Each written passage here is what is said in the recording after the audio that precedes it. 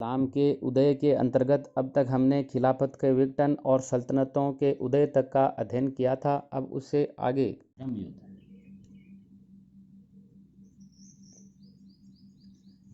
मुस्लिम जगत की हम बात करें तो जो मुस्लिम जगत है वो ईसाइयों को पुस्तक वाले लोग समझते थे। पुस्तक वाले लोग यानी मुस्लिम जगत है वो ईसाइयों को कैसे समझते थे?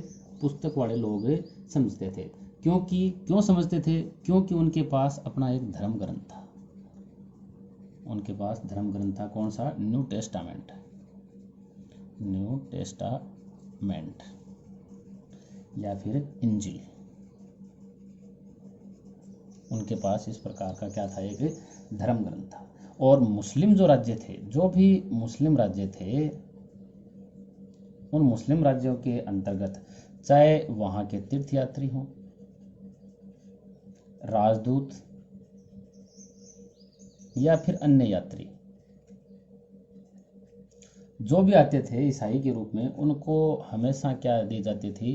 पूर्ण सुरक्षा प्रदान की जाती थी। अब हुआ ये कि अरबों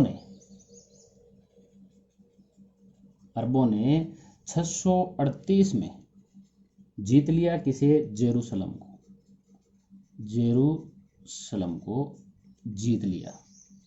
और जेरूसलम वर्तमान में यानी इसे हम कह सकते हैं इजराइल। तो जेरूसलम को उन्होंने कब जीत लिया? 638 में जीत लिया। लेकिन वह ईसाइयों की कल्पना में क्या था? ये ईसा के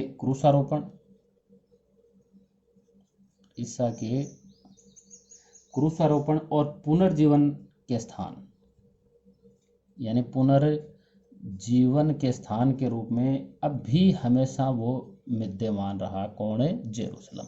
यानी जेरूसलम में ईसा के क्रूसारोपण यानी क्रूस के ऊपर उनको रोपित किया गया और फिर वहाँ पुनर्जीवन होने का स्थान के रूप में कौन था? जेरूसलम। वो अब भी ईसाइयों की कल्पना के अंदर विद्यमान था। अब उसके बाद में जो मुस्लिम जगत है, मुस्लिम जगत के प्रति 11वीं शताब्दी के अंदर शत्रुता, यानी इनकी जो ईसाइयों की शत्रुता है वो और अधिक स्पष्ट हो गई। यानी यहाँ इन्होंने इसके ऊपर अधिकार कर लिया जेरूसलम पर, तो उसके कारण वो शत्रु समझने लग गए। कैसे हो गई इसके बाद में? यानी आगे 11वीं शताब्दी के अंदर यानी उन्होंने नॉर्मनों, हंगरी वासियों और स्लाव जो लोग थे उनको क्या बना लिया जी? ईसाई बना लिया। अब सिर्फ उनके शत्रु यानी मुसलमान ही इनके मुख्य शत्रु रह गए थे। किनके? ईसाइयों के। यानी जो यहाँ के लोगों को तो इन्होंने ईसाई बना लिया। अब इनके मुख्य शत्रु हैं वो ईसाइयों के कौन रह गए थे? मुसलमान शत्रु रह गए थे। इसके कारण भी उनके अंदर यानी मुस्लिम जगत के प्रति शत्रुता उनकी और स्पष्ट हो गई। और जो ईसाई हैं, ईसाई की अगर हम बात करें तो ईसाई किसका सम्मान करते थे? या तो चर्च का या फिर पादरी का, इनका सम्मान करते थे। और करने को क्या करते थे? ये शांति का प्रचार करते थे कि जी शांति बनाए रखें।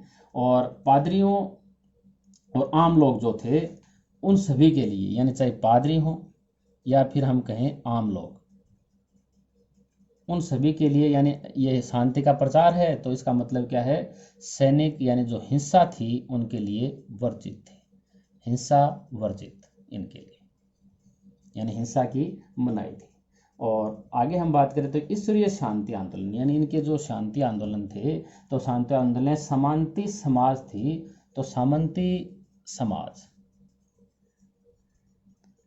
की आक्रमणकारी प्रवृत्तियों को ईसाई जगत से हटाकर किसकी तरफ मोड़ दिया? शत्रुओं की तरफ। यानी जो ईश्वरीय शांति आंदोलन ने सामंती समाज की आक्रमणकारी प्रवृत्तियों को ईसाई जगत से हटाकर ईश्वर के शत्रुओं की ओर मोड़ दिया। इससे एक ऐसे वातावरण का निर्माण हो गया, यानी हम बात करते हैं यानी ईश्वरीय शांति आंदोलन की, तो इनका जो आंदोलन चल रहा था शांति आंदोलन, उसने जो सामंती समाज है, सामंती समाज की आक्रमणकारी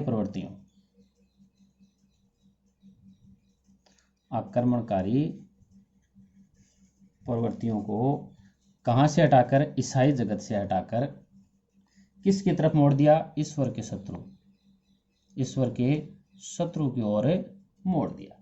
तो इससे एक ऐसे वातावरण का निर्माण हो गया जिससे अविश्वासों के खिलाफ, यानी लड़ाई उनकी है किसके खिलाफ? अविश्वासियों के खिलाफ। उनकी लड़ाई न केवल उचित, यानी उचित ही नहीं, उनकी प्रशंसनीय भी ये समझी जाने लगी फिर। यानी अपने जहाँ के लोग थे उसके अंदर जो अविश्वासियों के खिलाफ उनकी लड़ाई थी वो कैसी समझने लगी? प्रशंसनीय समझी जाने लगी। 1092 में बगदाद, यानी बगदाद के अंदर जो वंश था कौन सा? सल्जुक, और वहाँ के सुल्तान थे कौन? मलिक शाह, मलिक शाह।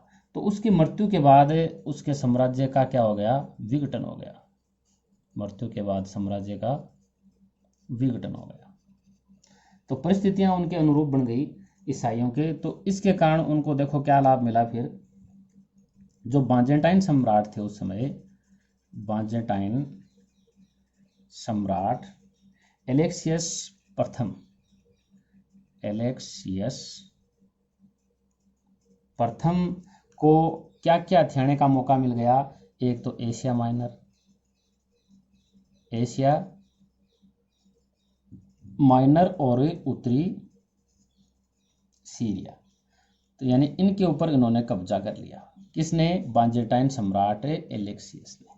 दूसरा यानी जो लाभ इन्हें इनके कारण मिला, किसके कारण? यानी 1092 के अंदर जब बगदाद के सल्जुक सुल्तान मलिक शाह की मृत्यु हो जाती है, तो साम्राज्य जब उनका विघटन हो जाता है, उसके कारण एक तो बाजेंटाइन सम्राट है एलेक्सियस को एशिया माइनर और उत्तरी सीरिया जो है उसके ऊपर अधिकार करने का मौका मिल गया। और अगला जात जो था यानी pope urban second, urban second जो पोप थे, उनके लिए ईसाई धर्म को फिर से जीवित करने का एक मौका मिल गया। यानी वो जो ईसाई धर्म है उसको फिर से उनकी वो उसको जीवित स्थिति के अंदर ला सकते थे। और 1095 में बात करें हम 1095 की, तो पोप ने जो बाजेंटाइन सम्राट थे, पोप ने जो बाजेंटाइन सम्राट थे उसके साथ में मिलकर क्या किया? पुण्य देश को मुक्त कराने के लिए, पुण्य देश जो देश था यानी जो जेरूसलम, उसको मुक्त कराने के लिए पुण्य देश को, होली लैंड जो पुण्य देश, उसे मुक्त कराने के लिए युद्ध का आह्वान किया।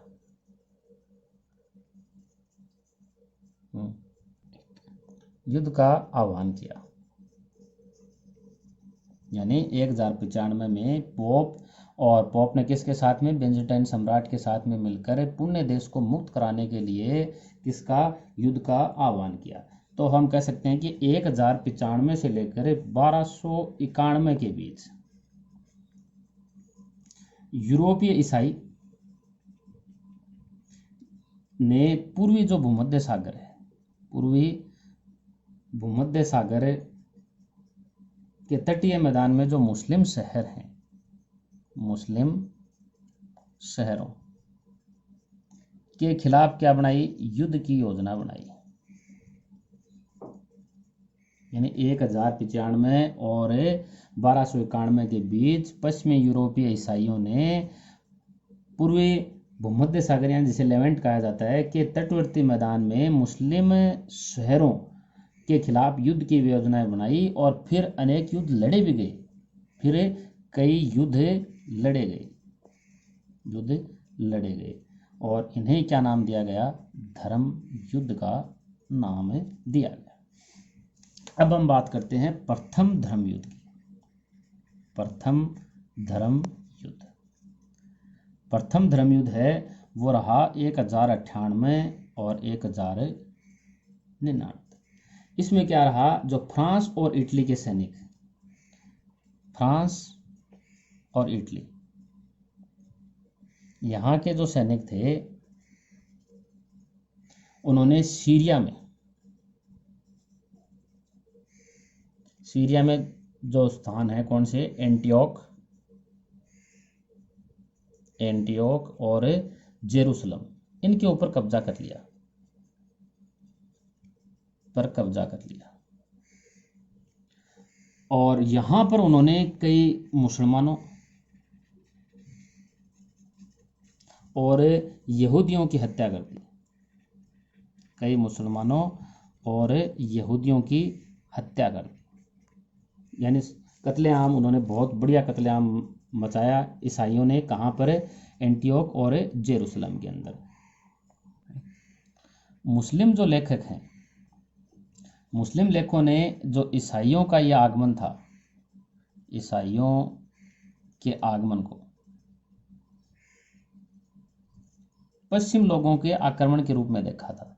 पश्चिम लोगों का आक्रमण, यानी जो मुस्लिम लेखक हैं उन्होंने इसे क्या बताया? ईसाइयों के आगमन को पश्चिमी लोगों के आक्रमण के रूप में देखा। और सीरिया फिलिस्तीन, जो सीरिया और फिलिस्तीन के क्षेत्र हैं उसमें जल्दी ही, यानी यहाँ के ऊपर जो धर्मयुद्ध द्वारा जो राज्य जीते गए, धर्मयुद्ध द्वारा कितने राज्य जीते? 4 राज्य यहाँ पर स्थापित किए गए। धर्मयुद्ध द्वारा जीते गए 4 राज्य यहाँ पर स्थापित किए गए, ईसाइयों के द्वारा स्थापित कर लिए गए। और इनको सामूहिक रूप से, यानी जो 4 राज्य थे, इन्हें सामूहिक रूप से क्या नाम दिया गया? आउटरेमर। आउटरेमर मतलब समुद्र पारीय भूमि, ये नाम दिया गया। और बाद के धर्मयुद्ध इसकी सत्ता और रक्षा के लिए, यानी जो ये आउटरेमर है, बाद के अगले जो धर्मयुद्ध हैं इनकी रक्षा और विस्तार के लिए किए गए। यानी जो पहला धर्मयुद्ध है 1098 1099, इसके अंदर फ्रांस और इटली के सैनिकों ने जो सीरिया के अंदर एंटियोक और जेरूसलम है उसके ऊपर कब्जा कर लिया। और यहाँ पर उन्होंने मुसलमान और यहूदियों की बड़ी संख्या में हत्या कर दी। और मुस्लिम जो लेखक हैं उन्होंने इसे ईसाइयों के आगमन और पश्चिम लोगों के आक्रमण के रूप में देखा। और सीरिया और फिलिस्तीन के अंदर धर्मयुद्ध के बाद में वहाँ पर 4 राज्य स्थापित किए गए और इन राज्यों को सामूहिक रूप से क्या कहा गया? आउटरेमर कहा गया। और अगले जो धर्मयुद्ध हैं वो इन्हीं की रक्षा और विस्तार के लिए लड़े गए। द्वितीय धर्मयुद्ध, द्वितीय धर्मयुद्ध यानी 1145 से 1149, यानी आउटरेमर जो प्रदेश थे, ये जो आउटरेमर प्रदेश हैं इसके अंदर, यानी एडेसा पर तुर्कों ने अधिकार कर लिया। कब? 1144 में। यानी आउटरेमर जो इनमें से जो 4 साम्राज्य थे, 4 राज्य थे, उसके अंदर से एक एडेसा के ऊपर तुर्कों ने 1144 में कब्जा कर लिया। तो पोप ने फिर से अपील की, पोप ने अपील की। तो उसके बाद में जर्मन और फ्रांसीस सेना ने दमिश्क पर कब्जा करने की कोशिश की। दमिश्क पर कब्जे की कोशिश की, लेकिन उन्हें मजबूर होकर लौटना पड़ा। वो उन्हें जीत नहीं पाए और मजबूर होकर वो वापस लौट गए। इसके कारण क्या हो गया? जो आउटरेमर थे उनकी शक्ति क्या पड़ गई जी? अक्षीण पड़ गई, यानी कमजोर साबित हो गए वो। उनकी शक्ति कमजोर पड़ गई और उनका जो धर्मयुद्ध का जोश है वो भी क्या पड़ गया जी? कम पड़ गया। धर्मयुद्ध का जोश भी कम हो गया। और इसके बाद में जो ईसाई लोग थे, ईसाई लोगों ने अपने आप, यानी अपना जीवन है वो किधर मोड़ दिया? विलासिता की तरफ मोड़ दिया। और अलग जगह पर नए नए क्षेत्र उन्होंने जीतना शुरू कर दिया। यानी एक बार उन्होंने धर्मयुद्ध से क्या कर लिया? किनारा कर लिया। तृतीय धर्मयुद्ध 1187 में सलाह अल-दीन या सलादीन, सलाह अल-दीन या फिर सलादीन, एक ही बात है, इसने एक साम्राज्य स्थापित किया। कौन सा? मिस्री सीरियाई साम्राज्य स्थापित किया। और ईसाइयों के विरुद्ध धर्मयुद्ध का इसने आह्वान किया। ईसाइयों के विरुद्ध धर्मयुद्ध का आह्वान।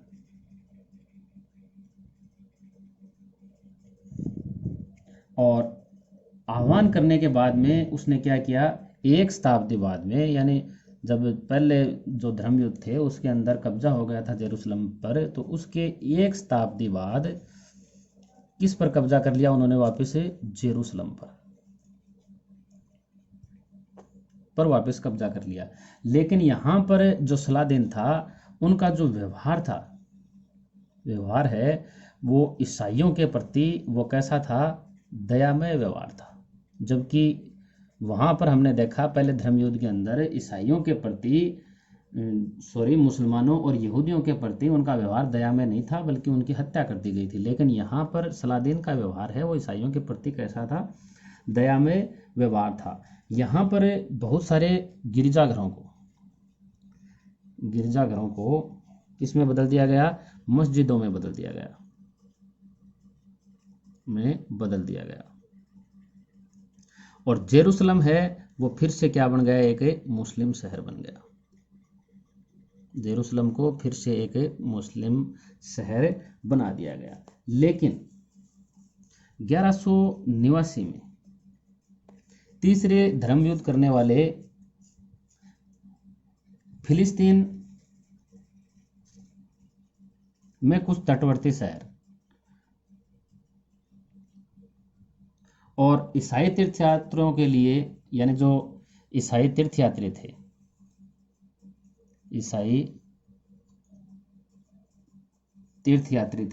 उसके लिए जेरूसलम